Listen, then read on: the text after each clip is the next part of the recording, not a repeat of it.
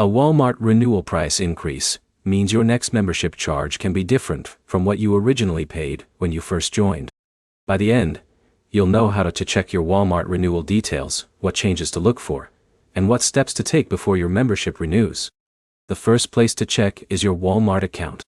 Open your membership settings and review the renewal information shown for your account. This is where you can confirm your current plan details and see whether any pricing information has changed. The reason this matters is simple. Subscription services usually renew automatically unless you cancel before the renewal date. Checking your account before the charge happens gives you time to decide whether you still want the membership. The second step is reviewing what you actually use from Walmart.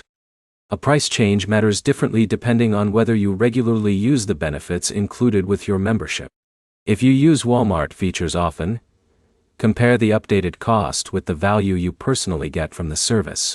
If you rarely use the membership, the renewal notice is a good time to decide whether keeping it makes sense. The third step is knowing your cancellation options. If you decide the new price does not work for you, manage your membership through your Walmart account before the renewal date. Follow the cancellation steps shown there, and confirm that the membership status has changed. Also check your email notifications related to Walmart. Companies often send account updates, renewal reminders, or membership changes through the email connected to your account. Reviewing those messages helps you avoid missing important details. A renewal price increase does not automatically mean you need to cancel. The right choice depends on how often you use the service, and whether the updated price matches the benefits you receive.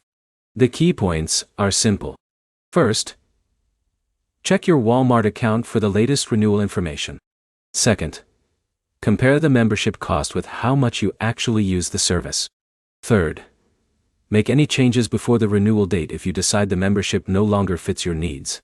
Your next step is to open your Walmart account and review your membership section before your next charge. If this helped you understand what to check, like the video and subscribe for more practical app and subscription guides.